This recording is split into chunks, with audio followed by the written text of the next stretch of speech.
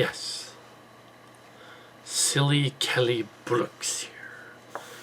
This is parts 1 and 2. The final episode of Alt Transformers MUSH. We have,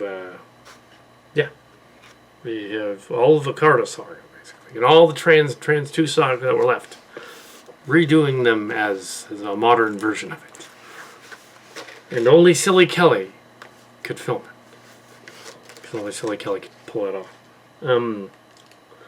The other directors, I'm sure, will pass by and do segments. So here we have, we just completed the penultimate episode, Maximum Invasion, and although we already posted it, there were minor gonks, but we're going to keep them because they were very minor and they went by within a second. Little things I don't think you need to change it. Unless you really want to go back and look for the gonks that are a second or more. 2 seconds. Here we have, they all have quirks. Because, Here we have these are Cow-Cat stories with a little bit of Mark's Cards and Cantrell and Buffkin original cast. And they predate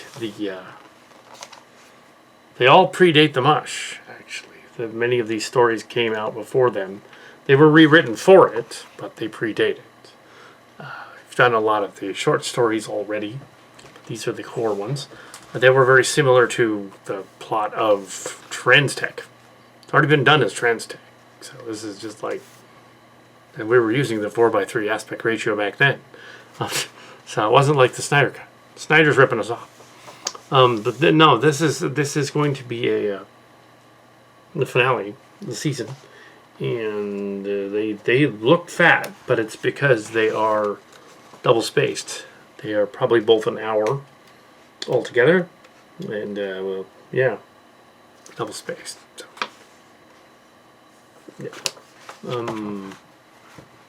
and finalize the characters and what they're going to do in the month of April. It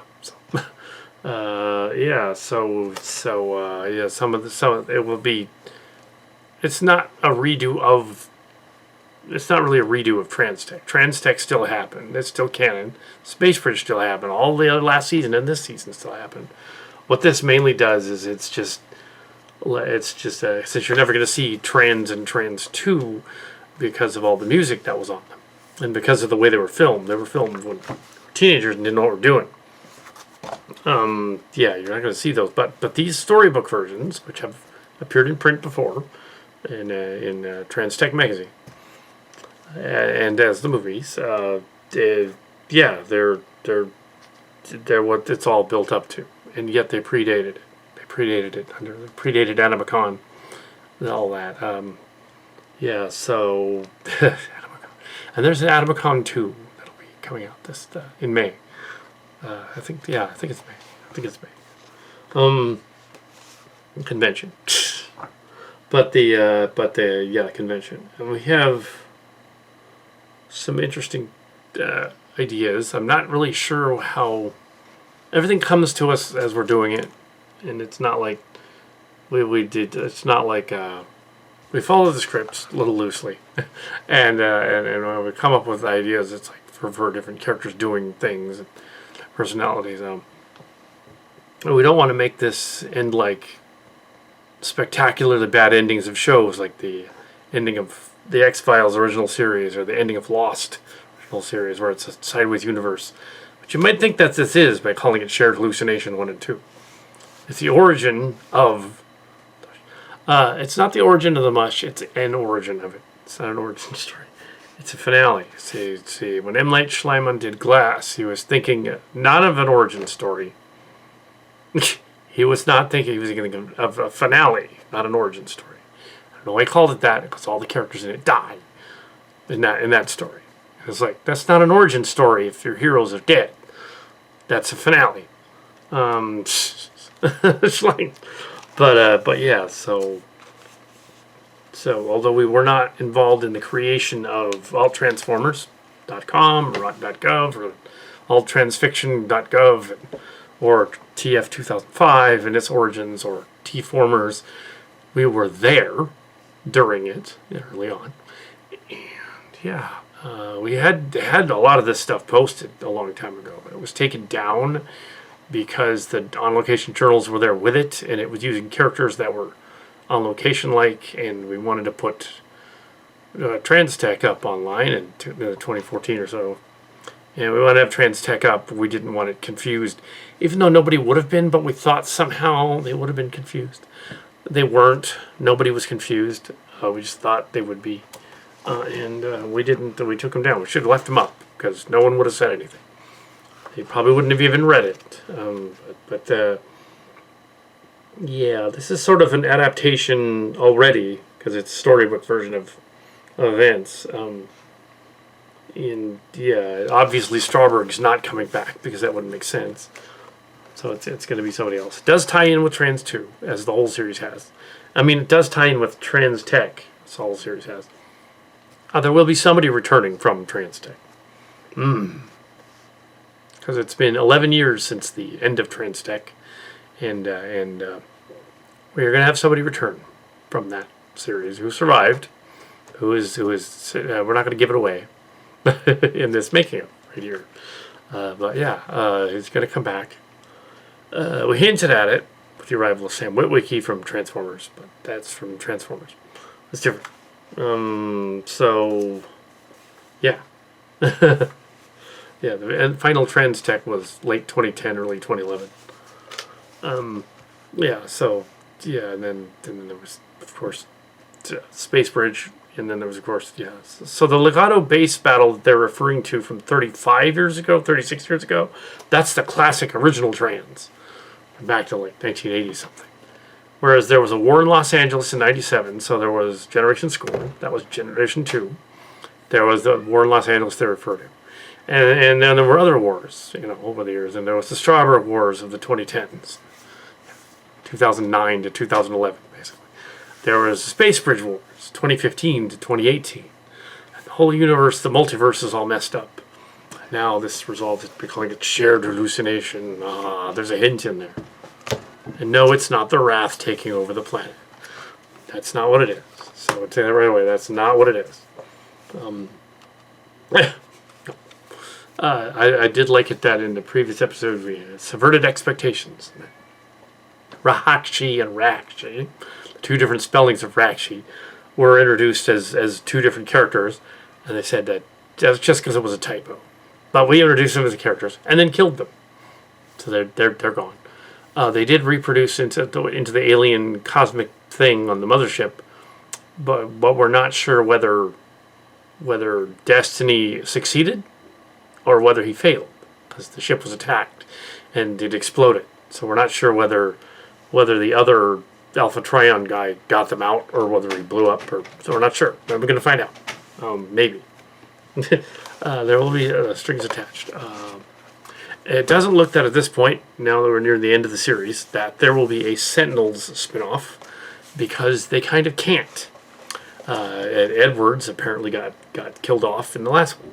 And he wouldn't be the same Edwards anyway. As he pointed out, he said, I'm not the same guy. And Rick Hunter is not the same guy either. Lisa Hayes isn't the same guy. They lived a different life. They had the space plague happen to them. Something different happened than they. And Spike and Jenna being different. Daniel Witwicky and Jenna being different. Sam being different. All the characters didn't live the same lives that the other ones did. So if you jumped several years into the future, they would be in a different place in history. Which is always an interesting thing to do with multiverses. You have a multiverse. Why not have a multiverse? I don't want to ramble too much, but I'm going to put all this right in the beginning so they know. Yeah, you don't need to redo any of Maximo Invasion.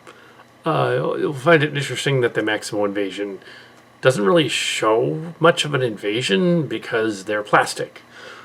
And yeah, and that scene with the Titan catching the shitty ship and crushing it had to be slow-mo, because it would have looked really, it wouldn't be able to tell what's going on if it was sped up. So it was slow-mode. If we didn't want to break the model was breaking anyway, so we don't want to break the model.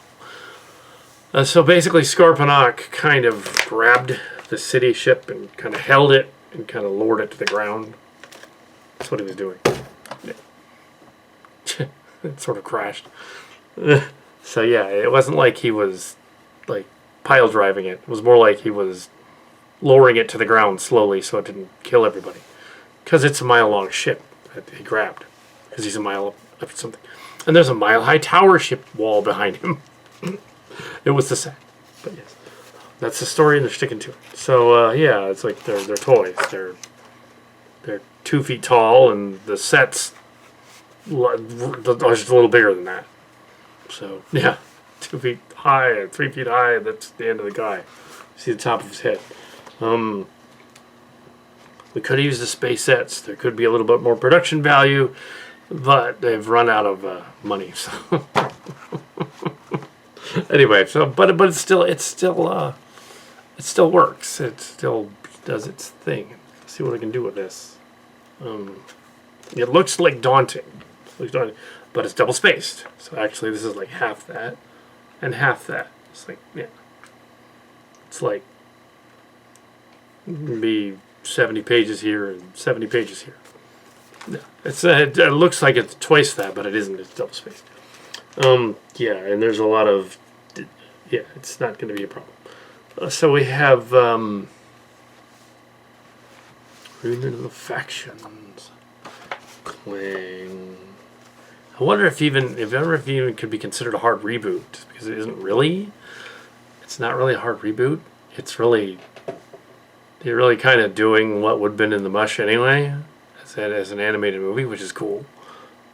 It is different from Space Bridge because it was aired kind of after and during and after it. So it's kind of its own thing. It's as if there was several continuities going on, like a multiverse, and in the several continuities, this other version has some similar events. There's an Alicon, there's a Strawberry-like character, there's a Prime and a Megatron, there's the city either getting created or destroyed, there's a base that's under attack that's attacked and stuff, and that leads to an aftermath. So it's kind of similar stuff. Yeah, so it leads to a point. The series could have ended mid-season. They could have just continued the whole thing, but I think what this whole thing has been is like one of those Japanese animation shows from years ago. And we get 20-some episodes of the Japanese animation show and it ends. They didn't want to go any further than that. They said, this is our series of 30-some episodes or 20-some episodes, and that's it. And then the American audience takes it and messes with it in the 80s and adds stuff that wasn't really there and tries to bring it out to 39 minutes, 39 episodes, even though it wasn't, or even longer, like the Power Rangers, where they added other footage from before, or VR Troopers or something. I'm not going to do that, but I'm not going to get footage from other people. No, only visuals and space effects. And we've used the space effects to death in the other ones. And yeah, they're on the ground pretty much in this one. There's some space stuff, but yeah, they have to fight a fleet of 1 million ships and get through the whole battle. So yeah, it's not like the X-Files finale, because you saw the prelude to the invasion in the Maximo invasion, and this is the invasion. So yeah, so yeah, there's a knockdown, drag out space battle. Well, as much special effects as flashy Photoshop and flashlights and flashy bulbs and strobe lights from the Halloween Spencer gift store as you can muster. But yeah, it's not going to look. If anybody's complaining about, like, and nobody really does. If anybody's complaining about their fan films not being professional, it's like it's a guy in his attic doing with his toys. It's not going to look professional. There's no way it's going to look professional. There's no way. There is one dude that did a bunch of those little creative, where he did have sets in the background. Did have like a thing, and he did like some of the robots did a Transformers thing like ours and had them transforming. But he even admitted he did one. We saw like there was a bunch of his stuff out there. But yeah, it took forever. He would like do an 8-minute clip, and it would look cool because they would transform and run around and stuff. But an 8-minute clip took a year. So it's like, no, we're not going to do that. We want to tell the story and get it done and have it be cool. as quickly as possible. Yeah, a year. No, 7 days, 8 days, 8-day film shoot. Maybe this will be twice that because it's a two-parter, sort of. But it'll be aired as one part. I'm sure it'll be aired as one part. It'll be a movie. This is the movie that they were waiting for. So it's not in the future. There's a movie here. They'll be counted as parts 1 and 2.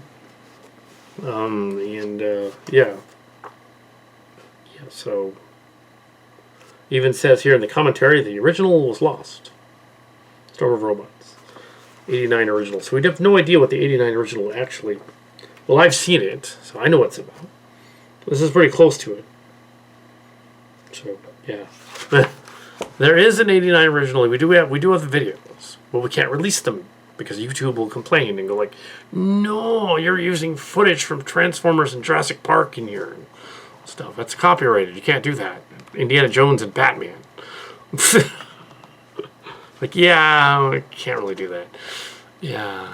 Especially since it was overdubbed over the 86 footage, which the original was 86.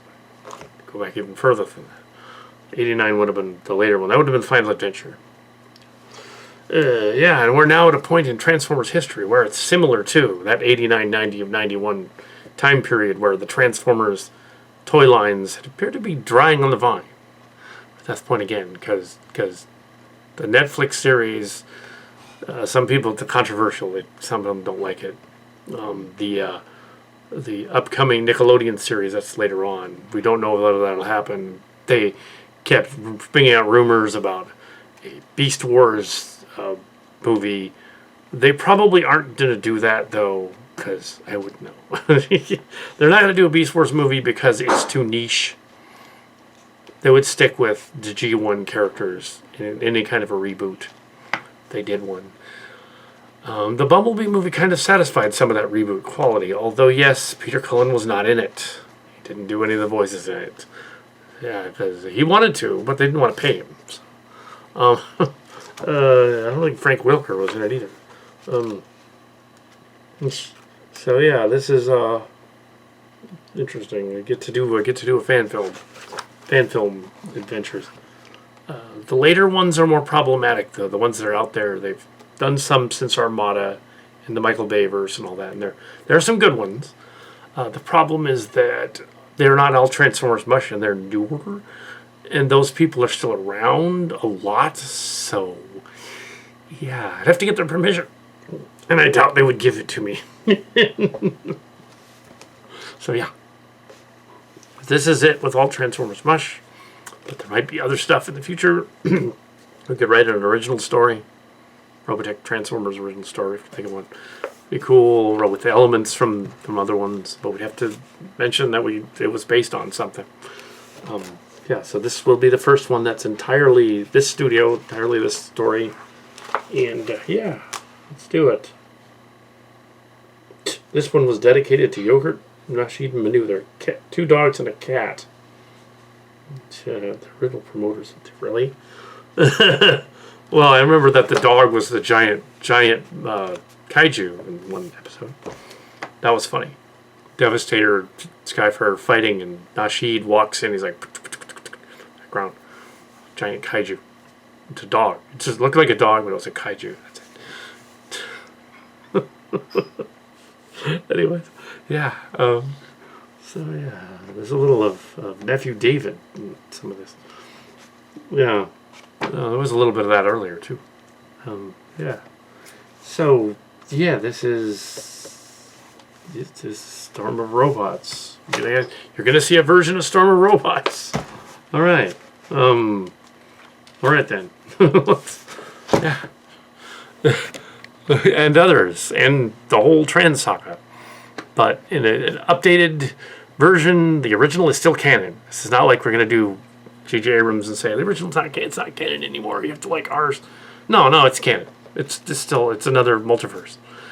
Mush is a multiverse. Yeah, it's just canon. It's a multiverse. Transformers has always been a multiverse, even from that original book that was written, which I've seen, which I have a copy of somewhere but can't find. Of course I can't find it. Maybe I'll lend it out to somebody.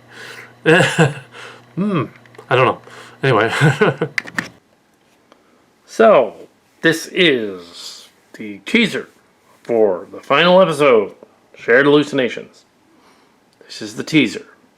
We get a interesting reveal from way back when we were on Night Racer's planet. And the fans from the last season, there weren't very many of us, but there were 100 subscribers now watching it. They were like, when's this? When are we going to see? Is they going to pick up this plot thread? Well, yes, they are, and it's related to the Carta. It's related to the Carta opening scene. I just expanded on it, so let's do it, and you'll see. So this is Cal-Cat, the Cal-Catster, and we are just introduced to the villains there. We've got 4 villains. And a twist. What's a twist? The Maya from the future isn't Maya from the future. She's actually Zarana. The whole time it was Zarana from Cobra. Excellent. Well, it is a Zarana figure, but it was a Maya figure, so it's in this universe. Yeah. And we have some Cobra figures with the ex-president there. Who was somebody else in the original series, but here he's this guy. It's not Trump, but it totally is implying that it is. It's not him, but it's implying that it is. He'll have a different last name, but it'll be a similar one-word name that's funny. We'll think of something later for that one. Also, we have Archie Burger, dressed up like Charbroil. Charbroil that's Charbroil from G.I. Joe, the live-action movies. And so he's a little bit better detailed. He's that action figure. And Strawberg was originally a Charbroil action figure. So that's awesome. G1 action figure. Also, we have the return of Kung Tai Ted Catamus. Attinger. From Transformers 4. Who, from Age of Extinction. We had an Attinger and a Jaeger in that because we had Mark's cards. His name was in the movie. His real last name. And Cattinger and the Dinobots and all that. And they didn't ask me and Tim to do the Dinobot voices, but we totally could have. It would have added something to it. But no, Cattinger, yeah. So they used an early Transtex script, so that on Transformers movie 4. The Age of Extinction was basically this. In case you didn't know. But we changed it. I mean, they had to change it, obviously, so it doesn't go like the movie. But, so we have a version of events happening before as they happen again as they happened before, forward again, like in Galactica. Galactica didn't coin that. They just used it a lot. That goes back to, like, the end is just the beginning. Other cliched lines from stuff. It's not just Battlestar Galactica. They didn't invent that phrase. I think it's like an old classic Greek phrase or something from some. Also, it's a little bit of a bastardization of if you don't learn from history, you're doomed to repeat it. Popularized by Churchill, but it actually goes back to an old pastoral hymn from like the 1800s that Churchill was quoting from. So it's kind of like that. So like 100 years ago or something that's going on. So we have this hilarious little interlude right after, it's probably after the teaser, but it's early on in the story. And we get to see the humans and the bad guys. Strawberry is obviously not in this one, he's dead in this timeline. However, time-traveling Archie Burger has been pulled through time, and he has appeared, and he's dressed in his outfit because he's afraid of the COVID. Or the space plague, as they're calling it in here. So that's the reason he's got a mask on. So, we get some interesting revelations in there, and we get a bad guy, the bad guy who's been behind the Scythe guy, who is annoyed that he has to deal with humans now because his other plan failed. He didn't say that specifically, but that's what's going on, is his evil children of the apocalypse, all but one killed each other. And Kali is running around going, no, I want to join you guys, or run off or something. I didn't have him say that. I don't think that I need to, necessarily. Maybe I should, just to clarify what's going on. You can add that to right when he turns here at the end of this whole speech as he turns away, kind of to himself as an aside. I'm gonna do that. So yeah, and then we stop for the evening. Yeah. So okay, this is being recorded on the other camera. This is April 4th. April 4th, and this is the hilarious riff of the Star Trek scene. Riffing the Starship Locations scene with the president guy walking out on Mars, which I think was cut out of the later draft. So it's in the kind of in the. I think it might be in one of them, but it's not in the Starcrackers crossover. Anyway, here is the. This is meant to be the end of the movie, so note that. And it is the evil president guy and Archie having escaped to the Wrath Planet. They land on the Wrath Planet, and only to have this guy bragging about how awesome he'll be when he reaches the Wrath Planet surface, and not realizing that neither of them, as humans, could survive on the planet. It's toxic. So it's kind of like Mars. So they show up. It's actually worse than Mars. It's like Mars and a little bit of Venus, because theirs is actually thicker. So it's more like Venus. It's sort of like Venus. It's sort of like Venus in that the air is thick, but it's sort of like Mars in that there isn't much air at all. It's mainly toxic chemicals, and of course the arrogant president character. He wants to walk out on the surface of this new world and have his wishes made for him. Of course, the Transformer Spark Realm of the Wrath being one of the disembodied spirits or Matryoshka spirits of the original Primuses. He wouldn't grant humans anything. So, yeah. So you can tell where this is going. Anyway, so let's do it. Real quick, making up that we're going to end fairly soon for the evening since it's late. But here is the arrival of the robot. It's not Trypticon as it was in the script. It's not a Voltron as it was in the old script. It's Veritex, because they just had an invasion by the other guys. And now they did the Veritex. So we get the Veritex. And, yeah. So, yeah.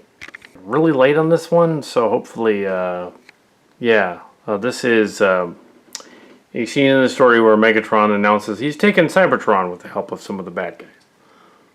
And he's on a screen. Comes out on a screen. So. Okay, so let's film the Autobots first. Action. This scene is a revised version of the scenes that we don't want to just copy Transtech, of course. So this is a scene with the Decepticons plotting. They've rescued Skyvirus here and Thrust, and they're plotting. And they're plotting to get the city, get to the base, take the ship. Yeah, so that's what's happening. Okay, we started late, so it's late. So this was just really cool stuff. But this is what happens next. He's gonna continue what Strawberry did years ago. So that's his plan. We've given the president guy a name. He's called President Spurs. It's in Bone Spurs. It's clearly who this guy is supposed to be. It's Trump. It's clearly who that's supposed to be. It's like, President Spurs is his name. Oh no. Ew. And also this whole scene, this is the penultimate quintessential moment in Transtech for the whole series, all the way back to Space Bridge. Were they ever going to have Starscream and Cobra Commander in the same scene? It was all the way back to like the end of the circle and the Robotech stuff. Oh, we're going to want to have Starscream and Cobra Commander in the same scene and have this sort of terrorist plot going on. And the hilarious thing is that the Trump administration has given us the opportunity to have set up this bizarre fake Overlord thing that was going on during this series, the Alt Transformers MUSH series. In the background, this fake Overlord thing that failed. And the fake Overlord being the president as well. So there's all this like deep sort of meaning, but then there's no deep meaning at all, really. Yeah, they're clearly spoofing the obvious. Yeah, the first administration. They're clearly spoofing that. It's really obvious. They're paying not really paying homage to, but also referencing the the COVID plague and all that pandemic and all that. As it was a space plague in this universe, it's a space plague that was put on by the Zentradi and the Robotech Masters to take over the Earth instead of an invasion force. But the invasion force is there anyway. Then they got the plague, and they're all like half their ships are abandoned, probably full of dead guys. And yeah, we built this whole thing up like for that moment in the quintessential finale, story. Somewhere in there, we had to build it all up to see some GI Joes again and stuff. And also, we have two reporters / soldiers whose names kind of sound a little bit like Hannity and Carlson, just a little bit. And Starscream shoots them because he's annoyed. He doesn't shoot them because of their policies or anything. He just shoots them because he's annoyed. So they don't get like yelled at or made fun of or for anything. They just immediately get blasted in the back and then knocked out, probably in a coma. So that's great. That's why I said, yeah, we really weren't going to do anything with these guys. South Park kind of did something similar, I guess, with this the COVID special. They did an episode. They did something like that with the QAnon and cuties and stuff. We didn't go there. We didn't want QAnon this. We didn't want anything like that in there. We didn't want the actual Siege people mentioned in there either. We didn't want the comedians or the real Fox people mentioned in there. That would date the story. We just wanted people that were similar to them in the story. So that's how to do it. That's how to pay an homage. Like Star Trek Lower Decks was doing it a little too much, paying an homage every episode to something. Yeah, he's clearly McMahon's fan film. I didn't mind that because I've written fanfic about that, but this is an actual legitimate Star Trek where they were doing that. So in my fanfic of Transformers here, I'm constantly referencing other Transformer shows. It's fanfic. It's not supposed to be serious. So yeah, it's all in fun. These are plastic figures getting shot. But yes, they built up this whole thing, whole season. The whole reason for doing all Transformers MUSH, somehow Cobra Commander gets involved in the final episode, shows up and is talking to Starscream. And actually, if you did the math, he wouldn't be all that old. I mean, he would be old, but not all that old. If you went back and looked at, he claims that he's in the same class with that the Stumpy guy. Well, because if you go back to G.I. Joe, the series in the 80s, 40 years ago, about 35 years ago, the characters would have been. The Cobra Commander wasn't old. He would have been like in his 30s, I guess, and Duke and Flint and I think Flint and Hawk and those guys were a little older. I think Hawk was like maybe 50 or something, because some of the older ones referenced like Vietnam and stuff. Because that would have been only 16 years earlier than the story G.I. Joe takes place. G.I. Joe started in 84. Vietnam would have only been 10 years earlier, so they would have remembered Vietnam. All of them would have. So they would have been like 30 or so. They weren't that old. The Lady J was probably like 22. And all these other characters. That's why Marissa Fairborn thing doesn't make any sense. Because unless it's Flint's daughter from a previous marriage and he marries Lady J, maybe that's what she's from. Because Flint is older than Lady J. But the daughter wouldn't be from Lady J. It would just be Flint. Yeah, it doesn't make sense. But in this one, if Cobra Commander was 30, he would be about 70 now. So that's about 70, 72, somewhere around there. So he wouldn't be that old. It's like in that episode Transformers TV show, they're all old Snake. Cobra Commander shows up. He wouldn't have been that old there either. He would have been 50. So yeah, it was 20. Yeah, that's 15 years ago. He would have been, in his 50s. Late 50s, early 60s. So yeah, he wouldn't have been old. He would have been 50. But I guess in terms of the kids watching, when we were kids, it would have been like, oh my gosh, 50 is really old. Now that I am 50. So, so it's like, Cobra Commander wouldn't have been old. He would have just been 50. He'd been middle-aged. So yeah, he could totally have showed up in this and then walked into the scene. Like, I'm Cobra Commander. Now, it does beg the question, is he the one that Lady J's neck broke in Trans Tech is at a different timeline. Well, actually, if you look at the way the Transformers v. Robotech is written, he said, I'm not the original Cobra Commander, and Duke isn't the original Duke. And then Lady J killed him. So it still works. This is the original Cobra Commander. That totally works. It's the original one. It's the one that didn't get killed. Just literally, okay, he's still alive.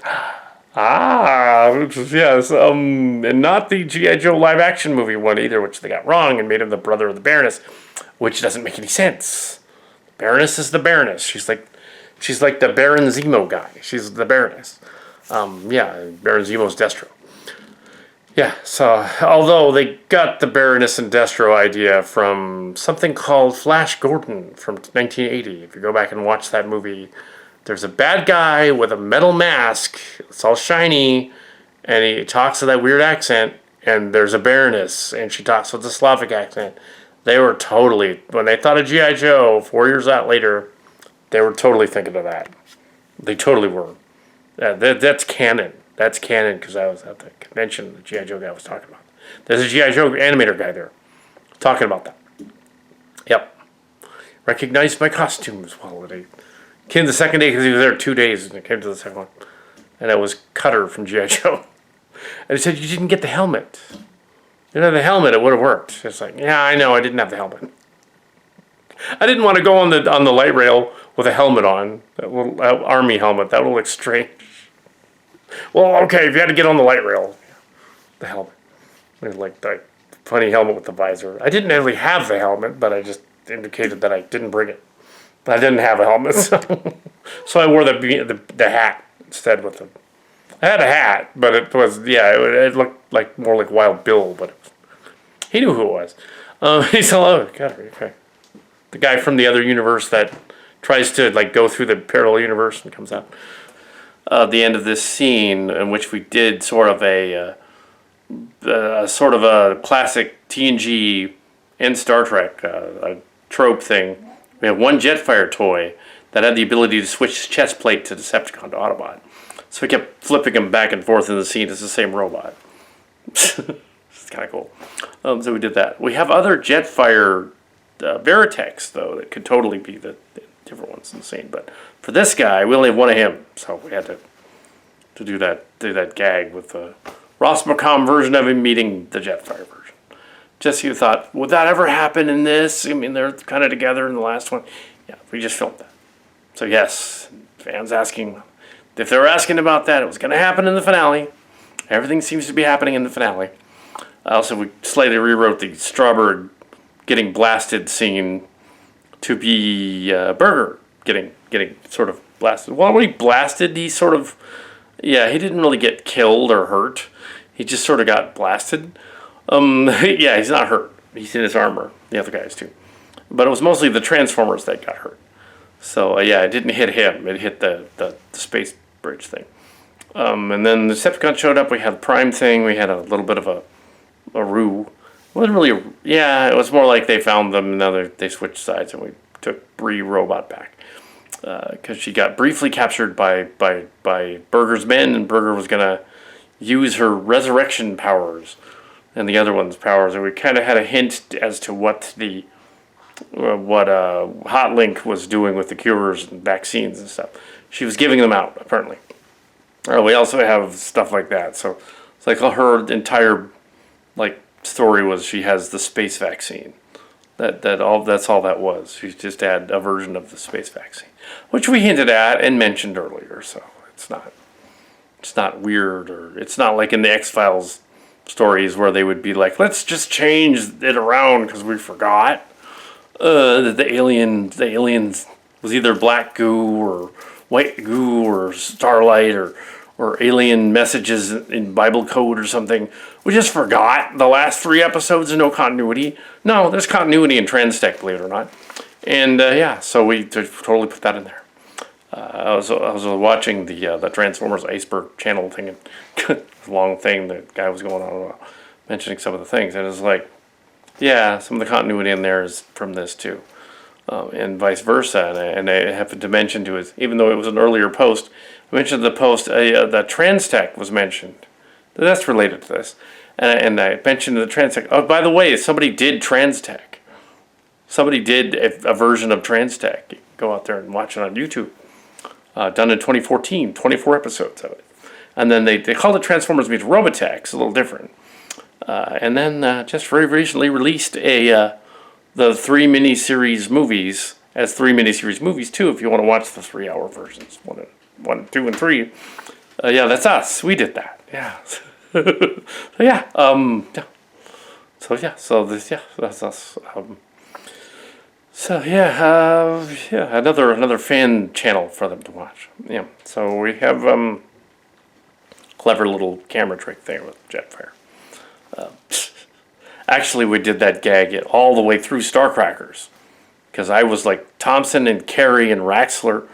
Thompson and Carey are in the same ship at the same time, so they would have to be like different, different costume and everything. Costume change, go in the next scene, do the thing, costume change, come out. Well, some of the Transformers we do have copies of them, so we're able to do some of them just the copies right there. But the case of Jetfire here, nope.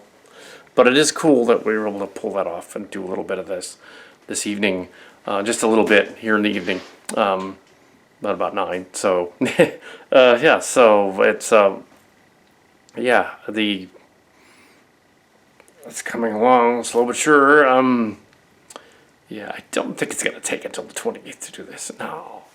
Oh, we are on page 28 now. Incidentally, so yeah. But yeah. Anyway, so yeah. Yeah, so we're not redoing the original Transtech. This is not a reboot of that. It's not really a soft reboot of that. It's its own thing, using some elements from it. Which, yeah. Which is usually the case with our stuff. We usually rewrite the other person's story, so it isn't really their story. It's been rewritten. Because, yeah, there's no royalties involved except you get your name in the credits. Well, we give ourselves the name of the credits and pay ourselves. No, we don't even pay ourselves. That's how cheap this is. We don't pay ourselves. When somebody asks, how much do these episodes cost per episode? Every 8 days or so. They don't really cost anything per episode except for, yeah, meals or something. No, I don't think anything. These cost anything. Yeah. Yeah, doesn't count if I'm feeding myself. I can count. Anyway, so yeah. Anyway, so that's it for the evening. April 8th. Yeah. Page 27 or 28. Says Strawberg's plan. Robots show up. It's not Terravec because it wasn't the original. Terrasaur, the original. Not the Beast Wars one, but the Calcat one. Yeah, they named that character after Calcat, of course. Calcat's character, of course. But here we have, let's see. Here we have the two different Anticarta guys from the Mars, from the Space Forces. We're gonna see what they're up to. Yeah. That was basically the end of Storm of Robots, the first story, condensed in this storybook version down to about 40 pages, roughly 42 pages. I don't think in this story it's 30 though. Condensed down to just the elements that put our heroes and villains together, brought them into the story. It's clearly not over. I mean, Battle of the Alacom is next, right? And then the 2 Carta battle stories are next after that. And then after that, the reunion in Tillella 1 and the City of the Time Forgot, but the non-time travel version. So Starscream gets the time gun, but he can't use it because Jetfire just hide him. So yeah. So we'll go on to this version of Battle of the Alcom. It's considerably different, actually. They have to get through the invasion that's happening. So space invasion. Hear that Strawberg is attacking cities. Not Strawberg. Burger is attacking cities. The behest of the ex-president of the world who wants to destroy the Earth because he likes scorched Earth. So he's attacking the Earth and to make it worse so that the new administration gets blamed.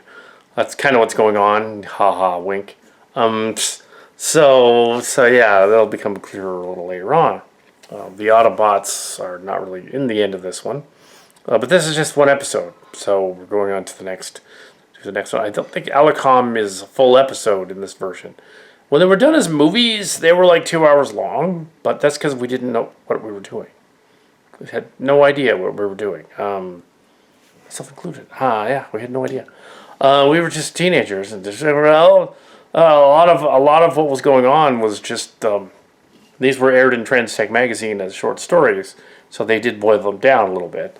But even so, there was a lot of extra stuff that was just the camera was crappy back then, and it was 80s, or the late 80s, early 90s at that point. And it just worked. These stories were developed into Transtech, so we don't want to tread over what was already done in Transtech. So I'm deliberately making these scenes look quite different than that. So they're not really a reboot, they just cover similar territory. Kind of like how New BSG covered similar territory to Battlestar Galactica, but was really completely different, with a completely different aesthetic. This one's the flip side of that. The aesthetic is similar to the original, but done as though still 16, but we have a budget. And we're able to pull off the whole thing like, oh, if we had a budget, this is what it would look like with the Robotechs and Rebels and the Renegades and all that. That's what it would look like if we did that. And I think it's so far working. So we'll go on to Alicom then. So I've got nothing else. So, yeah. Behind the scenes, it's the 9th. This is Dominus Criminal. I already popped open the site. Open Dominus Criminal up here. Dominus Criminal is not Night Racer, but it totally is Night Racer. Dominus Criminal here. So we have Dominus here. Dominus Criminal. Check that out. We have, So we have. Are they? Criminal Pursuit? No. Not Night Racer. So let's crack them open. Galactic Odyssey, Dominus Criminal Pursuit is basically punch and counter punch. Punch and counter punch. So there's counter punch or punch, and then you turn around to counter punch. And it's also this guy who is Barricade, but sort of a slightly different version of him. It's a Barricade / Hound kind of guy. A little bit of Barricade, a little bit of Lockdown going on there. Yeah, so it's he's it's not supposed to be Night Racer, but it's his colors or her colors. So so it is. Yeah, it's Night Racer. It's Night Racer, and here we have this other one that's sort of this counter punch dude. Who was the in the box it just says Galactic Odyssey Dominus Criminal. Doesn't give them names, but that's what they were before they were changed. So wouldn't he immediately know when that one turns around that that's really the other guy? It was like, oh, it's just the other guy. Okay, it's kind of cute. The package together was about $43, and because it looked like Night Racer, also I had to have it. Because it's not Night Racer, but it's Night Racer. and Night Racer Bumblebee. I don't know if she's right here, but she would object. Yeah. But that is not me. Yes. Anyway, so yeah, that's that. Let's do some more filming. Yeah. Dominus Criminal. Here they are. Yeah, so when they did Night Strike Bumblebee or Stealth Bumblebee, they were thinking of Night Racer. So here we have, I don't think Michael Bay was. I think the people that did the action figure were, and they're like, yeah, he'll never know, but that's what it is. That's Night Racer. That Night Strike Bumblebee is Night Racer. And then we have this one. So we have the Autobot Decepticon person. And she's still a little taller. So, like that. Yeah. And that's either Prowl or what's the other guy? Barricade. Prowl is the Decepticon. Barricade. It's got Prowl's side guns. Huh. I have a Barricade over there, but I don't want to transform him. He's from that era. He probably a little apart. So here we have anyway. Let's. I'm sure they'll be introduced somewhere in here, but not in this scene. So real brief. That was a scene at the end of the last episode where Strawberg was effectively defeated. In the original script, Strawberg defeats 2 of his guys, and then we skip 10 years in the future for Battle of the Alcom, which is kind of like what happened in Trans a little bit. Trans-Tech a little bit. Transformers v. Robotech.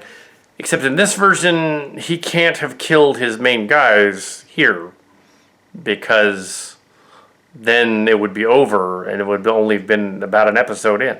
So we can't do that. In this version, he doesn't kill them. He gets chewed out, and he chews them out. They all at each other. The Decepticons are in the background. Decepticon and one of the rebels are in the background.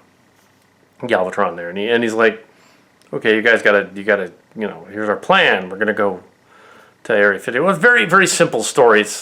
I made this a lot less convoluted than the actual story is, because we're in the finale. We're in the home stretch. We have a 2-hour story to tell. Well, 2 parts. We're gonna put the 2 parts together. So it's gonna be, you're gonna see the whole finale in one night. Watch the whole finale. It's not gonna be the 4-hour Snyder cut. Don't worry. It's probably gonna be 2 hours. Yeah,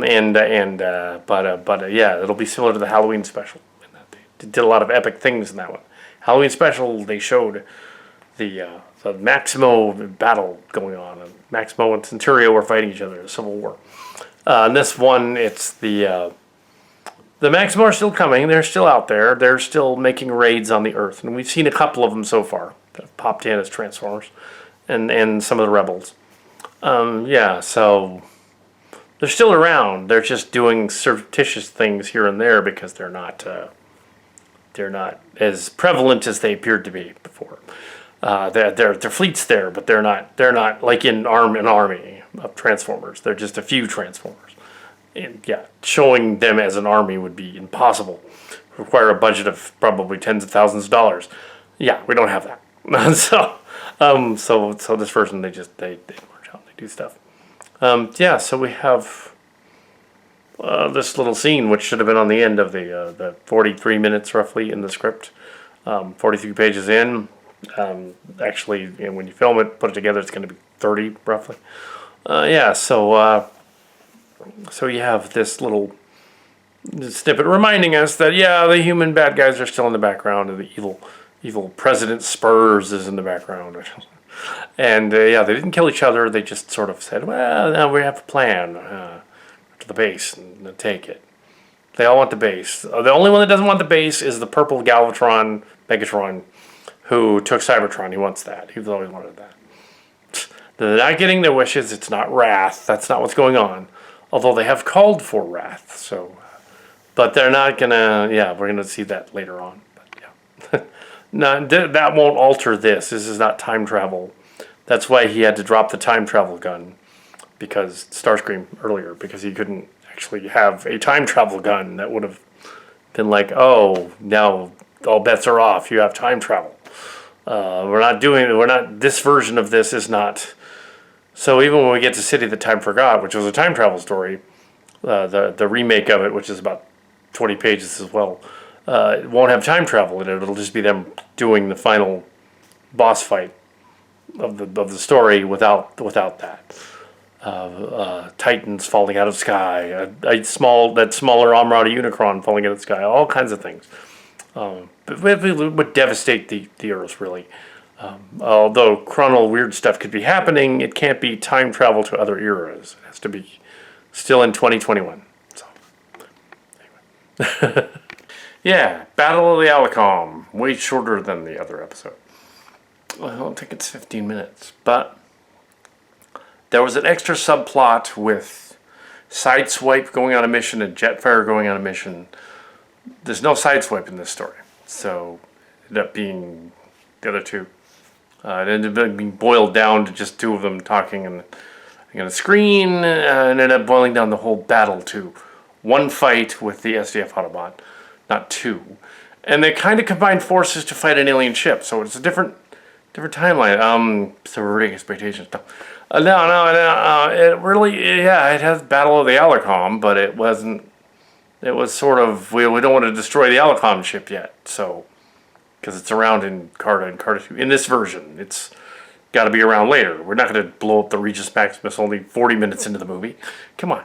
But the SDF Autobot, which was a piece of junk, he gets totally sacked. So that does lead to the Carta. Yeah. Because there's an attack on the base and it renders them all unconscious and they don't realize what's going on. They wake up and they think they're the other guys. So yeah, that happened to both parties to convey that. That happened to the other one too. Yeah, so that sets up the Carta story of the, yeah.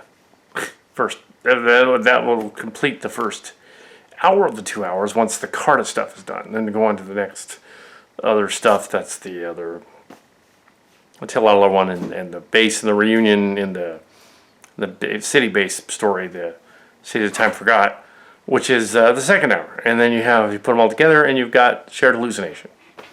In this version, it's sort of a reboot, sort of this series' version of the events. Yes, Thrust and Starscream are in it, like in this version, like they were in the original, but they're less weird. They're more like Thrust and Starscream. We introduced Dominus Criminal and the other Night Razor from the Dominus timeline, Planet timeline, just because it came in the mail. So, so yeah, we put them in there, and they were kind of important because then we met Barricade, who showed up, and then we had. I'm just summarizing this. Yeah, there was a hilarious cameo there by Calcat Cutter and Calcat, that mainframe, without their helmets. Of course, that would be Calcat Mark's cards as G.I. Joes showing up. Although the G.I. Joe's figures themselves are the same size, they are same height. I am taller than Mark's cards. But oh well. Anyway, so yeah, they're all roughly the same height, G.I. Joes. But yeah, but in that version, no, they're the same height. Yeah, so that wasn't really Mark's cards in the cameo. That was me playing him. But and we got to see Barricade from the Michael Bay movies to punish and enslave on the back of the car. Yeah, that was a Timonus. That was a Cantrell character, Barricade, incidentally. Yet another one where we thought of a character where it'd be funny if this character does this. That was one of his. So just I know that the other people designed it for the movie and it was different, but the original G11 was there was a Barricade and Ex-Labus and a bunch of other guys from the Carta. So and he was one of them. Ex-Labus was a jail bus guy, jail bus bot. And there was a cop car, basically Barricade. So yeah, sure. Sort of like Prowl, but evil, basically. Yeah, so there you go. Anyway, so yeah, that's it for tonight. Yeah. It isn't it for tonight. We have to cut to the proton base set of the mothership here. Show that some of them have been knocked out to convey that they've also been knocked out. They're so this is a silly Kelly briefly giving to you a heads up thingy. Not reading about the rapper DMX died. We don't know him or anything, but we've heard of the Hot as Hell song and the Rebel song. So, in fact, somebody was playing it down the street today because he died yesterday. So, and the guy's 50. He was 50. So, but he died of complications after he fell off the wagon and he was on drugs, but he died of something else. His heart couldn't take the drugs.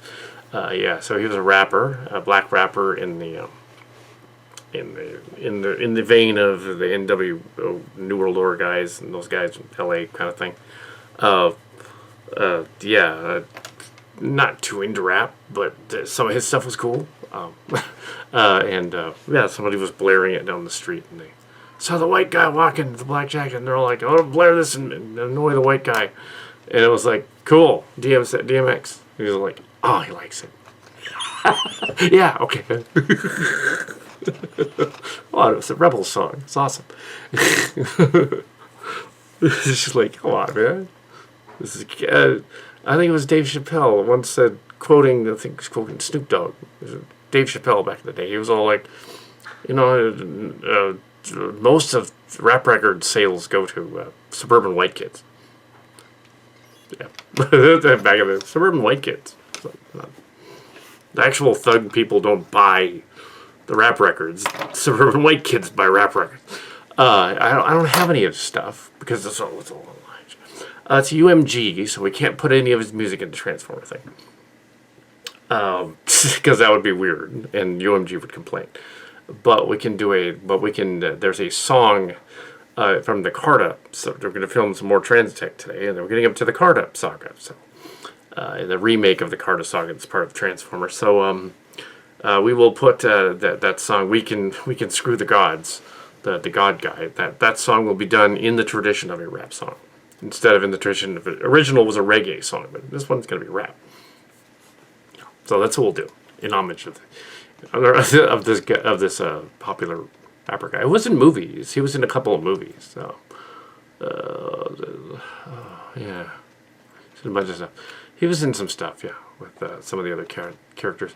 I think he might have been in that famous one that got the Oscar a couple of years ago. The story of the New World NWE guys. Yeah, I think he was in that. I think he might have been in Creed 2 as well. I'm not sure. But yeah, he was in other stuff. So yeah, this guy, he was 50. So he died of complications. His heart gave out. Yeah. So, anyways, yeah. So. I'm not grinning because somebody died. No, yeah, not doing that. But yeah, yeah, he's nobody we knew, and it sucks that he died because he was 50. I did get past the 27 mark. Sometimes there's in Hollywood music, you were 27, you get past that, you survive for a long time. He got past 27. Yeah, so. Anyways, yeah, some of his stuff was actually more mainstream than some of the other ones. But yeah, the Vivo video, they cut out all the cussing, so it's weird. You watch the Vivo video, and he's like, and it's like he clearly just said the F word, and dropped some F bombs here, but they bleeped it out. So he's like,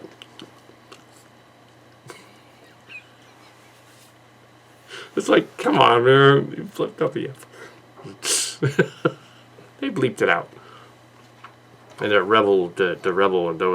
Rough Riders. It's the Rough Riders. They're riding on a motorcycle. Yeah, they were riding on like Kawasaki's and Groms. Okay, yeah. A motorcycle is Harley Davidson or an Indian. Not a Grom. No, just saying. Or Kawasaki. No, that's not a that's a moped. Okay. Anyway, it's got to be Harley or an Indian. Or something like that. Or a custom bike from the Custom Choppers guys. Then it's a bike. That the Grom is yeah, no, that's a toy. Okay, anyway, so anyway, but that's okay. You know, the video was done in the 90s when everybody liked those bikes back then. Also, what was funny about the music video, and it was an older music video, was that they were showing the guys lifting weights in a gym and stuff, and this like bodybuilder dude off to the side, but he wasn't the singer, he wasn't the rapper, he was this kind of like toned skinnier guy comes out, and that's the rapper. He wasn't big and buffed and burly, he wasn't like huge, skinny. So oh, okay, yeah, They were playing some of his stuff out there. Because it happened yesterday. The guy. I bet Fox News was not talking about it. I bet they weren't. But yeah, the rapper guy. So yeah, we're not going to play any of his music because Universal Music Group is infamous. That's his record label. They would flag the video out of existence if you even imitated the style. They would figure it out, and they would be like, we're going to flag you using UMG. Yeah, the UMG and WMG. One of us with Universal Music Group or Warner Music Group, they will flag you off YouTube, even if it's remotely similar. Some of our stuff was a little similar to that. One of the earlier fans' videos, but I just went, no, it's imitating it. And they're all, okay. No, it's not that at all. I've made it myself. Yeah, I'm not going to steal any of their stuff. That would look weird if a white guy did that anyway. So, yeah. So that would look strange. But the get the god thing would be funny because he's a false god in the story. So it'd be kind of funny if it was with a rap version. So we'll do that. Yeah, in honor of this dude that was a famous rapper. Yeah. Okay, what this is explaining the blue shield that does not look like a sky. That's what this scene is. Okay, so we're gonna do that. Okay, the blue shield behind the ships. That was not a sky. It's been crushed by the enemy ship, allegedly. So yeah, action. So I just thought I would chime in and say that we were never planning on doing a Lord of the Flies meets Transformers. I know that there's a script floating around in the archives for early 2000 script. We're not doing that. And we're certainly not doing it this time because they just released a movie yesterday, actually, yeah, called Voyagers, in which it's sort of Passengers but meets Lord of the Flies in space. So they've already done it. It's in theaters. We obviously wouldn't want to be compared with that movie. So no, we're not doing that. So if you thought we were going to do that next for the movie, no, there's no next movie. This is it. This is the movie, basically. Of Alt Transformers MUSH. Here on the set of Shared Hallucinations. Now let's get on with some more film. The gist of what I'm kind of doing is I'm kind of skipping around a little bit to make it visually interesting. Their plan is to get the plans, but they don't need to build any robots, so it's different from the Carta story, from the storybook. So they basically are still up to meeting with the bad guy, and then I'm going to end that scene. And then because we already know they're evil. And this other guy is actually the Roy boy. Okay. Not Fokker, but the Roy boy, the hunter, the timeline, Sheila Booth the whole time. Yeah. So anyway, we have Shadow Kid. So let's end this one scene and go on to the next. So yeah, I didn't want to tread over other stuff that had been done in the other MUSH stuff. The Admiral arguing with the President guy can't really be yet. He can't really have his showdown with the President guy. That was in here. In the original Carta story, yeah, they fight. The Admiral and the other guy argue, and then they cause a nuclear war that destroys the base, and they basically then awaken and think that it's the future. But in this version, we didn't want to do that because, yeah, they didn't want to make it the pilot for a new show that starts into a new thing and goes into a new direction, and all of them have to remember everything again and have a conundrum, and then they have to figure everything out. I'd much rather have it be more like, okay, the Maximo guy, the Maximo underboss shows up. It happens to be the Prime from the way early on in the show, the Optimus Prime that was the alternate Optimus Prime on the Wrath planet. Is him. He got the hold of the Matrix Muerta from the Wrath planet. The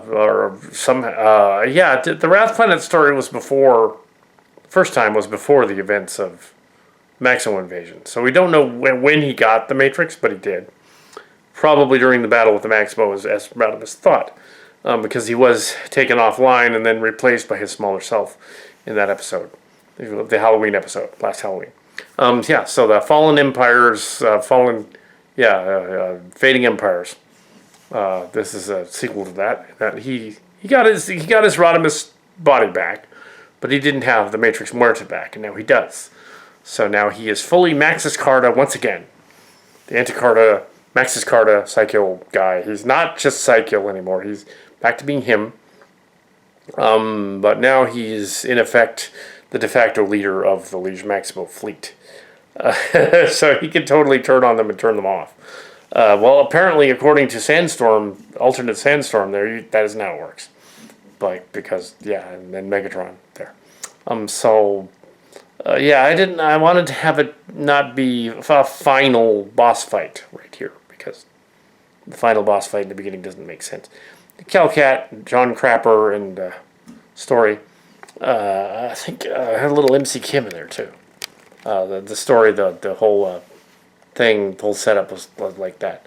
I wanted to have it be a little more of a boss fight between these two guys. One guy we hadn't met for a while, or hadn't seen for a while, and the Rodimus, who in the previous arc of the story plot thread had the mothership, had the Regis Maximus attack the descending ship that we haven't dubbed in yet. There's post-production comes in. They've knocked the ship out of orbit, and these other 3 or 4 people that came out are revealed to have come from that ship. So Dominus Criminal and the other Night Racer, and maybe not Kali, but Dominus Criminal and the other Night Racer and Sandstorm, all of them came from that one ship that came down, and they stepped out, and they said, like, okay, yeah, we've come out here with our leader to attack you. So that's basically what's going on, and their leader helps them. That way they're in the story. Also, it's a little one-sided because there's not a lot of Maximals for them to fight. Kind of was a problem with Carta as well, as these cardboard robots. They're originally cardboard, and also would made out of like all kinds of things, like local boxes. There was a cereal box that was morphed into a thing. The original toys, the cereal box. There were toilet paper rolls. The inserts, not the rolls. The inserts used for little arms and guns and cannons and stuff. They were like cleaned off, of course. Now they weren't dirty ones. There was a laundry detergent box transformer that unfortunately didn't clean out, and it had detergent in it, and it made it impossible for the armor to stick on, so it just peeled off because it was soapy. It just came off. It was supposed to be high tech. Yeah. Carta was unique. We were able to do crazy stuff. Carta 2, we just basically destroyed a bunch of old Transformers that were broken, and we slaughtered them in various creative ways. We're not going to do that this time, although I dreamt about it last night. Devastating, but no, we're not going to kill anybody intentionally. Any robots. So we have, but we are going to pretend to. So there's that. Their invasion is ongoing. So the invasion from the last episode, and I'm going to list. And it's the invasion of these weird little dudes that are coming down and thinking like, oh, we can take over. So it's still War of the Worlds in the sense that it's still these little robots or these GoBots and things are coming down, and they're like, oh, we can just take over because the humans are inept and they won't stop us. Which is... and so far they haven't really posed a threat. So in a sense, they know what they're doing. They're like that. There was a classic short story book where this little tiny country takes over the U.S. because no one expects it to. Little tiny country. It was obviously a joke, but in that story, but yeah, they're not going to take over necessarily in the story, but they're going to make an awful mess. They're all headed for or at least a lot of them are headed for the Area 51 thing. Also, we got around the idea of that blue screen in the background, which is cardboard prop, very similar to what the Carta were made out of. Not being the sky, and we can see the shadow of the robots on it. So we had this opening scene where some of the Transformers are standing next to it afterward, and they're like, oh, this giant, mile-high, cube-shaped force field that we'd set up at Area 51 to hide the ship, that's messed up, and we got to fix it. So that begins the Carta with him allegedly trying to fix it. But apparently it doesn't work, and it's got a whole bunch of holes in it, and it's falling apart. But this would only be, to scale with these robots, this particular panel would be only a few feet of the panel. See, see, that would only be like, because a transformer like Rodimus here is probably maybe 60, 70 feet tall. Megatron's probably 30 feet tall. So that's only about 100 feet. Maybe 100 feet. That's not a very big panel, but it's a piece of the larger set. You don't see the larger set, which has fallen down, leaving some of these panels on the ground for them to stand in front of. So yeah, it's a big elaborate thing. Post-production, find something like that. Maybe footage from maybe some kind of a Dyson sphere construction or something, with like panels, and show it collapsing. If you can find that somewhere. And just say, okay, that's what I was trying to do and trying to emulate, but I had no graphic design in it. So yeah, this is just like Generation 2, where they took graphic design from elsewhere and stuck it onto the existing footage. That's kind of what the joke is here. It's just like, yeah, it's what it's been all season pretty much. So we can do a little more this evening. We got to a late start again, but yeah, we have the Carta story, considerably different from the original draft and the Transtech magazine draft. Considerably different. It's gone off on it's using similar stories, similar dialogue, but it's considerably different. The humans are in it more. The robots doing goofy stuff to kill themselves is in it less. This was probably the first time in this version of the story that anybody does something goofy like that. Because they wouldn't argue with the Spurs guy or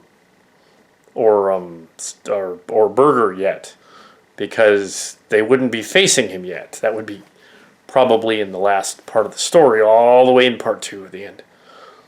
Beyond part 2, that would probably be during the city story. So yeah, we have to spread this out to the other 3 stories, so that they're in it, but they're further off. They don't face Hunter in battle right away. If they face him, we'll see. And because he's there, he's the younger Rick Hunter, and his brother Roy. They're there. And we also found out that Sheila Booth is his character is actually the future one. It's not Sam Witwer. He's just playing Sam Witwer, just as Maya was playing the other one. We switched her over to the. She's not really with the Robotechs in that scene though. She's actually under guard. The cat and cards do guards there. That's Cutter and Steeler. Marks cards with a tat of Steeler's arm there from the future timeline. It's pretty funny. Yeah, he doesn't have tattoos, but it's funny that the character does. It's also funny that the G.I. Joes happen to be either larger or smaller. We were trying to find a tall enough G.I. Joe to be next to Hunter so that Roy would at least be tall. We couldn't find the other 3 blonde ones, were too short. So we ended up with the Duke from Tatum Channing Duke, which is funny. And actually, I think the Steeler is the Duke from Transtech. It's not Duke, it's Steeler, but we had him play Duke, the new Duke. Steeler. Oh, well, he had his head chopped off, but then it was put back on. Yeah. In that gory scene from Transtech in which the joke was that Doc was going to run up to him and decapitate it and say, "He's in a coma." Which is not funny, but it's a nod to G.I. Joe the movie from 1987, when they clearly changed the ending, having realized, if we kill off Duke, it's like killing off Optimus Prime the year before, and we'll piss off all the G.I. Joe fans. So let's redub it so Duke didn't die, clearly from the snake wound that went snake spear that pierced his heart and killed him. Clearly from that, let's just dub in, Duke's come out of his coma, he's going to be A-OK, and Duke's passed on in a coma at one point, and then come out of his coma. No, he was dead. He was totally dead. They changed it. And then in the 90s one, they just ignored it. They put somebody that looked considerably different than him, showed up about halfway through. The Deke Productions one is thinking, oh, he's still there. Like, wait a minute. Oh, that was... And then they made the Don Johnson character turn into a drug addict, and he had that weird headman drug addict guy in there. I was like, Don Johnson wouldn't do that. Okay, slightly revised. That other scene. They've come out of the ship. Slightly revised. So the cannons are firing outside, but they've come out of the ship. So, action. The blast not only hit him in the balls, it kept going past all of these guys. So the energy wave went this way. Okay. So, yeah. And it would have knocked all of them down too. So, action.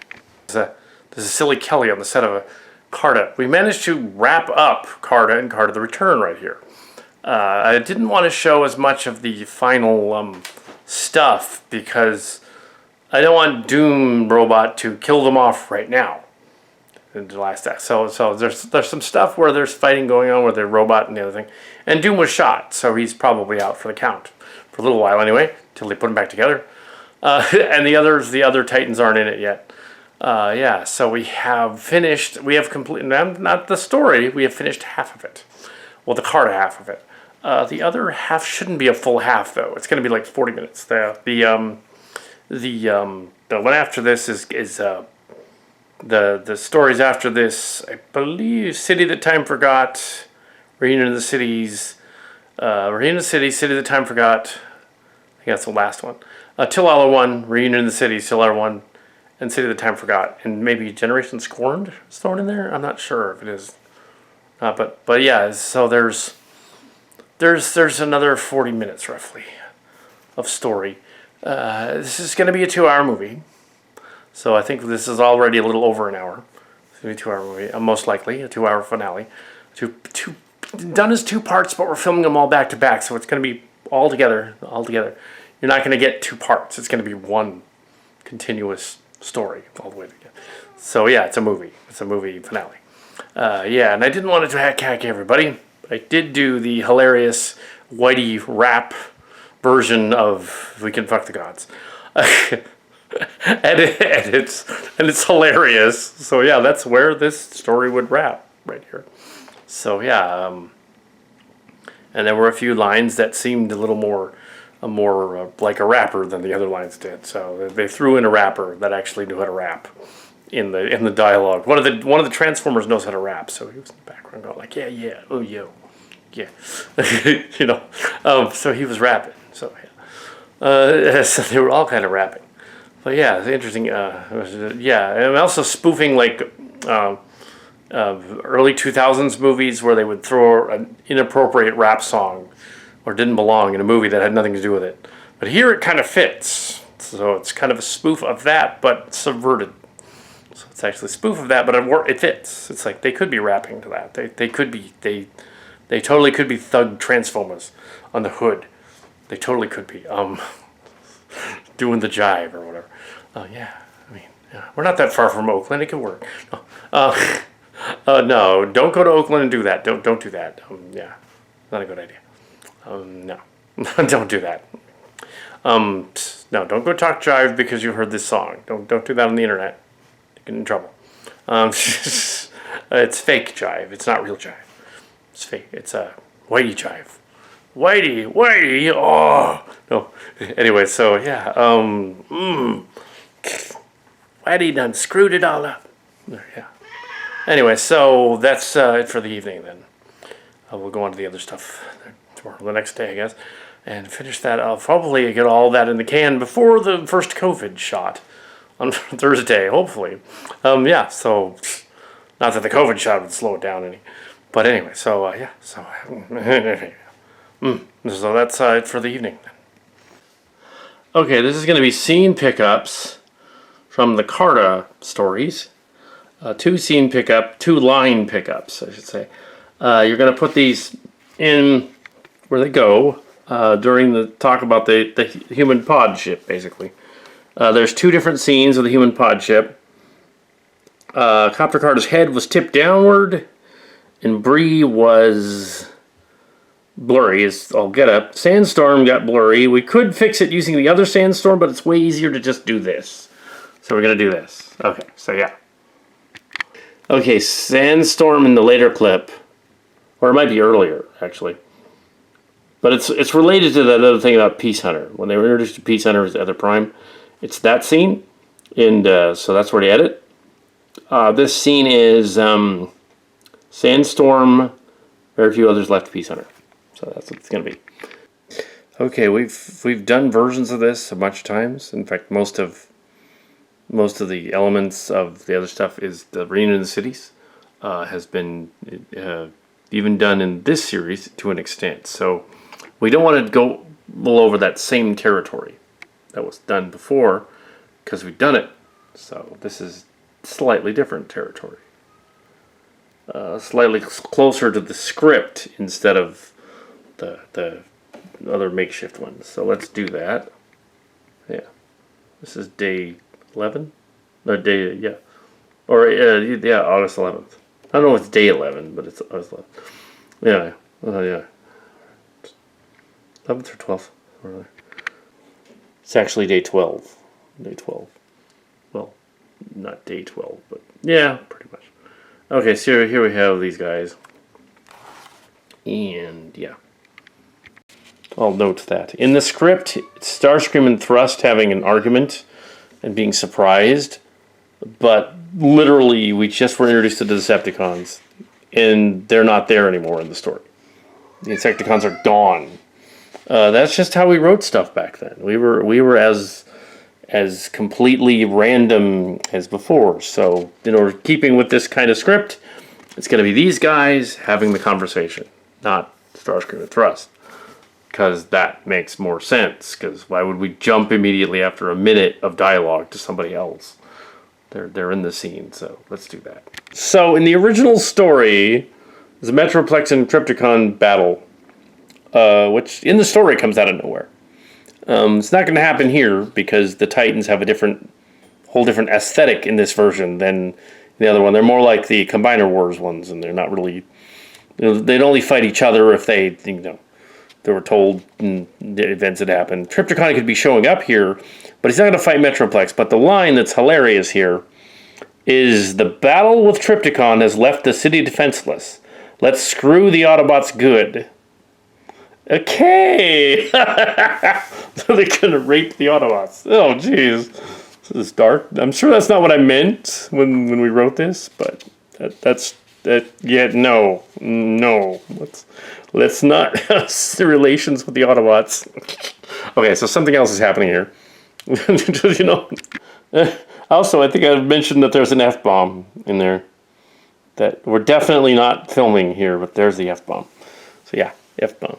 Yeah, I guess they were going to try to have sex with the Autobots. Okay. Well, this got slashy in a hurry. No, we're not going to do that. I'm just going to... Okay. Okay, I took the fight between Metroplex and Trypticon that was in the original story, and I made it Trypticon meets slightly repaired after 2 days Regis Maximus with Starscream inside him. And Megatron came back to Earth from Cybertron to meet the Maximo. I guess he figured he was bored. Didn't want to fight didn't want to have Cybertron anymore. There's probably nobody there for him to rule over, so he probably got bored. And he decided, I'm gonna come back and I'm totally gonna come back and see what's going on Earth. And then he's immediately shot. It's not the Wrath planet. That's not what's going on. So it's not a fantasy or a dream. Starscream did hijack the ship. So just that's not what's going on. It's not a sideways universe. Well, it all has been a sideways universe.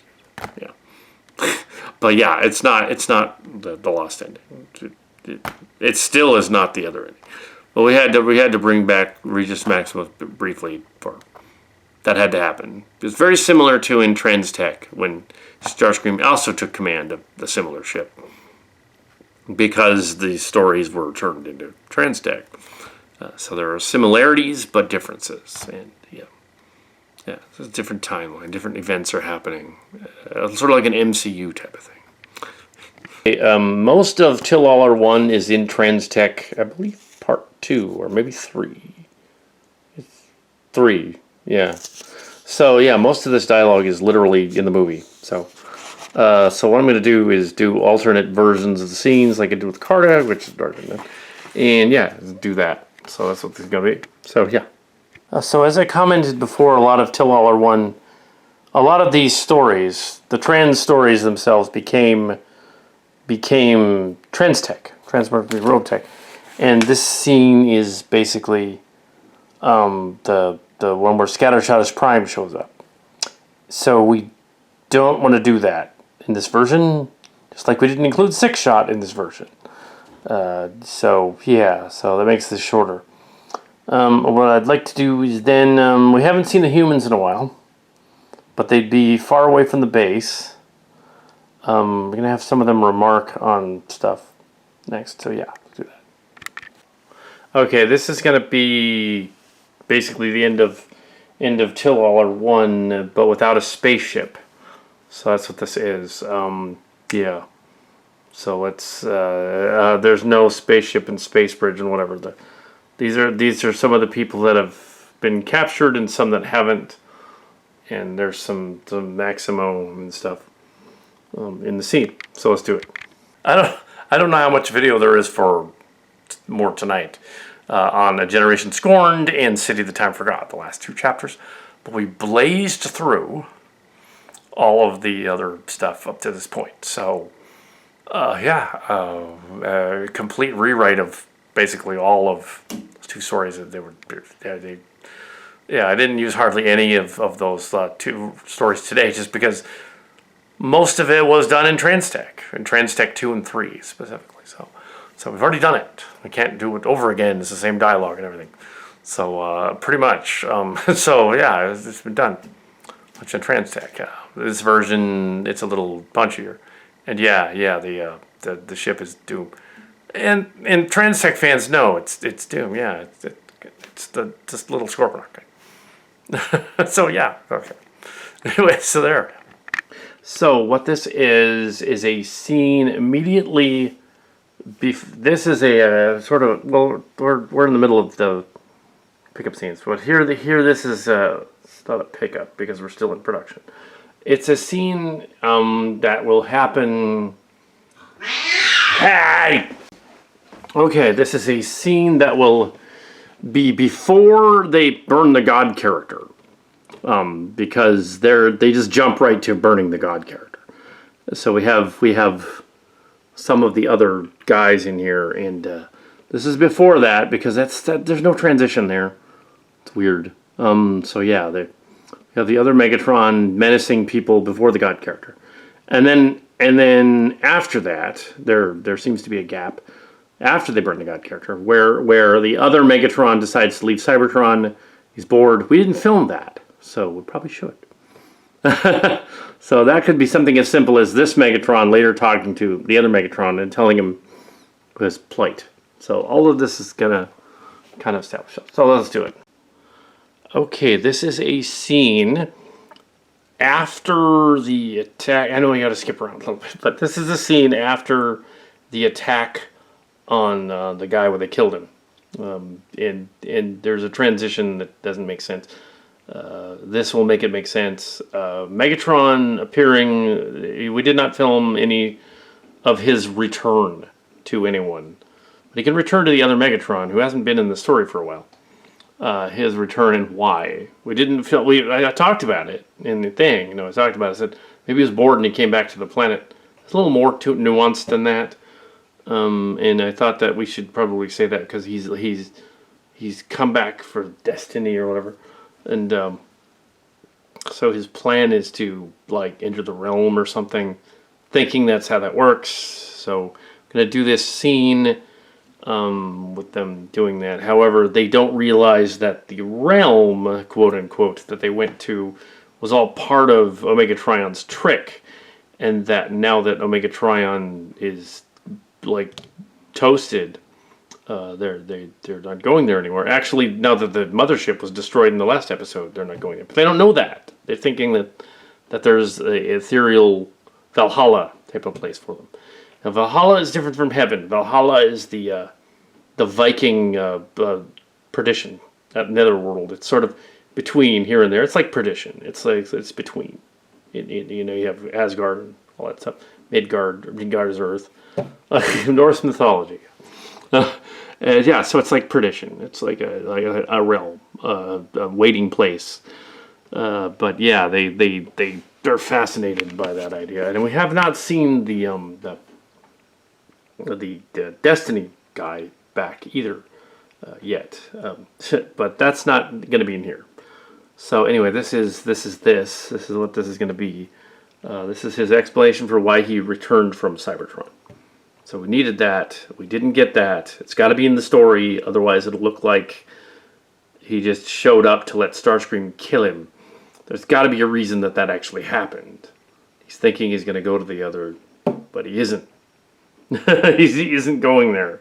But yeah, he doesn't know that. So yeah. Okay, this is a pickup scene again. The end of Till All Are One needs to be in here because otherwise, yeah, this is a pickup scene. Till All Are One. It's the scene just before Rodimus helps them use the Matrix to try and find the council. So this is before Rodimus died. So this is before Unicronus is in the scene, and they're looking for him down the corridor, and they basically want him. The original scene was Scattershot Prime fighting Starscream. There's not so much a fight in this as there is them wanting the Matrix, because yeah, he basically watched the other guy die and do anything about it. So he is still being heroic, but yeah, he's kind of an anti-hero. He always has been. And watching the guy die, it's like, that's not very Autobot of him. So that he's going to be a hero now and stuff. So yeah. This is the 13th. This is footage from the end of the last episode and the beginning of the next one. So it's not retake footage. And here we have Cobra Commander and the Children of the Shadow in a scene. So we'll see what they're up to. Yeah, so, yeah.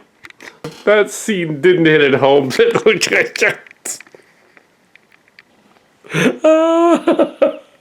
Okay, they're not even hiding the fact that guy kind of looks like, you know who, Trump. And they've just recorded him acting like a total crazy lunatic. So guess what happens in the last act of the story? They put that all over the television everywhere. Of course, because that would happen, and he would be everywhere, broadcasted to the world. And then he would be like done, basically, He'd no longer ever be in politics ever again. Which should be the fate of any politician that acts like a moron, such as this character. This character, quotes. This scene is, in the story, it's the pact of Autobots arguing with Megatron, who's woken up. But Starscream in the pact and Jetfire. But in this version, it is the Maximo elders who've come back to rescue some of them and free Megatron. So that's what's going on here. And yeah. Okay. Skyfire's actually not in this scene, although I could theoretically put him in there, I guess. But maybe that's too much at the moment, anyway. Yeah. Okay, this tape is done. 6 minutes. This tape is done. We're going to use the other camera. No. Finished off. So yeah. Okay, so that was from the Generation Scorned. That was the scene. That was a revision of the scene in Generation Scorned where Starscream's forces, obviously couldn't be Starscream in this case, it had to be Galvatron. Starscream's forces attacked the Autobots and killed many of them. In this version, they're the Maximo and the Centurio, and apparently they're fighting each other. So they're like shooting at each other. So like it may not necessarily be that Cup and Blur and the other headmasters are dead. It's more like the Maximo versions of them just died. So keep that in mind. So they may not be dead, or they may not return. And we're not sure who the other ones, see. So yeah, Cup may actually be an Autobot in this one. Actually, Cup and Blur may actually be Autobots here. So in this story they die. But yeah, the others, Maximum Centurion, were fighting each other. Galvatron flew off, and she took over. So we have Grimlock finally getting to smash everyone.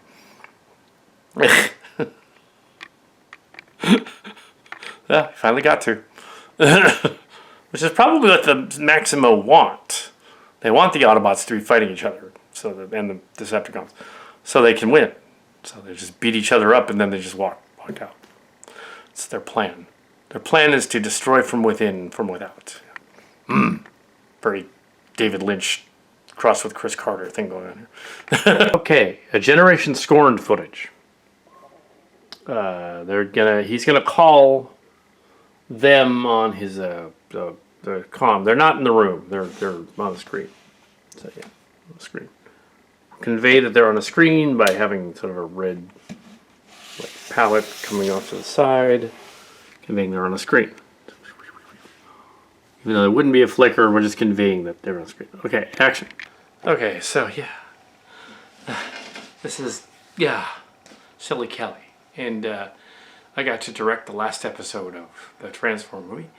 It's MC Kim, so you got to see it at least sort of in a mask.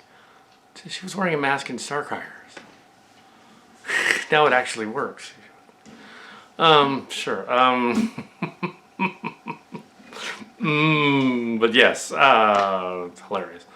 Yeah. I wouldn't do her because she's like, it'd be gross. To Mike says, "Hey, Matt." Anyway, so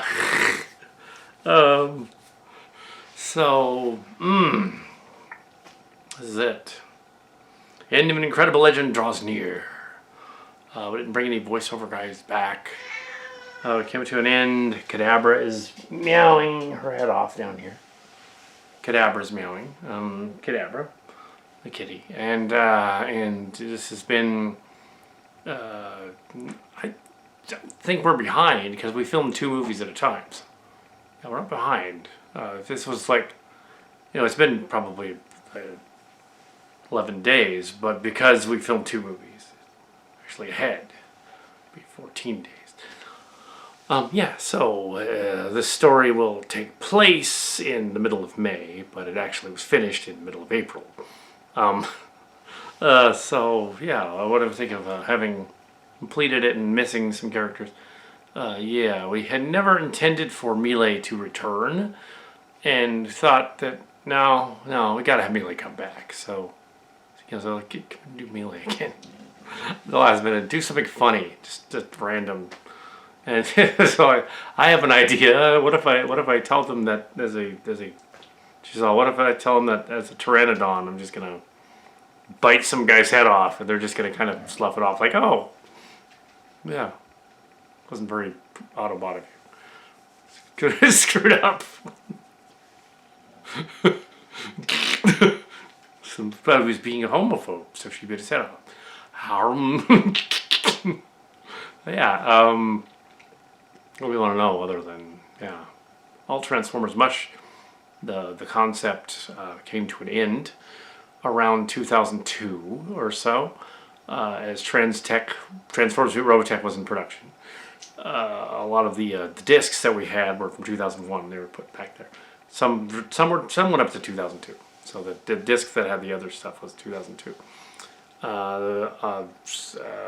There was some 2003 there as well from the Transtech magazine. We were able to reconstitute the archive. The first season, 17 or 18 episodes, I think it was 17 episodes it turned out, included the 7 episodes of Corrosion and then another additional 17.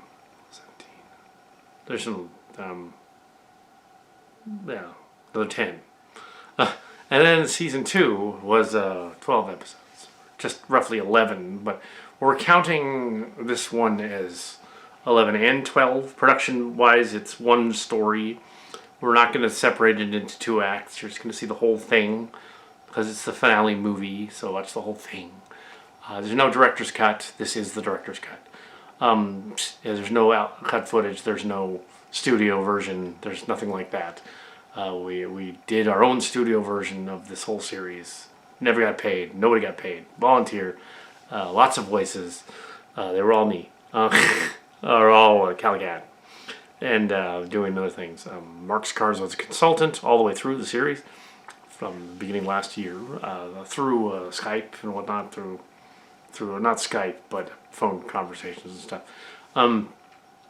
Yeah, so I'm gonna get the vaccine in 2 days, and then the other vaccine. They gotta wait a while, and then maybe by and then we can wait a while, and then we can go out and meet with Mark's Cards and see what he was doing for the past year and a half. The Atomicon 2 will be in May. But before the vaccination thing, I think Atomicon 2 would be before that. And we can have other Atomicon events. So, he was one of the characters. Timinus and Jim Chacon were also. Mark's Cards, of course. John Crapper, with an H. John Crapper is a character who wrote some of these stories. And he was an early precursor to Mark's Cards as well. So it was just Mark's Cards, writing under pseudonym. So was Miles Opinus. It's also Mark's Cards. This version wasn't him, though. This version was us. All these episodes have been just Calicat doing voices. So there's yeah.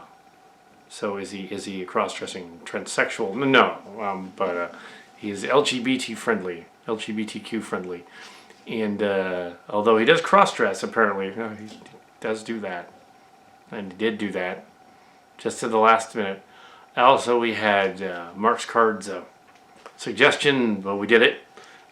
I said, all the other episodes end with a transform and roll out. Nobody transforms; it just ends with them. Like last season, we did that as a joke for the finale. We had them go like, "Oh, transform and roll out," and do it. But we did it this time, and now it's over. So it's over. We're done.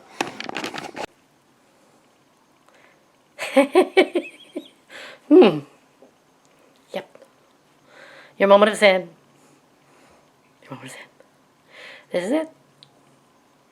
This is it. It's done. The movie's done. Yep. It's done. It's done. The whole thing is done. And no, I am not boinking Kelly. He's my brother. That's disgusting. Yeah. But at Tomax and Zaymont, they were totally screwing each other. They totally were. They were like twincest, banging each other rapidly. I am, of course, Kimchi, MC Kim. Yes. Piedmont, whatever. Yeah, hi. I finally get to show me the last few seconds of the movie. Oh, yeah. Yeah, so that's it. Digimon was in. Yeah. With a mask on, just to be a desperado. Yeah. Anyway. Later.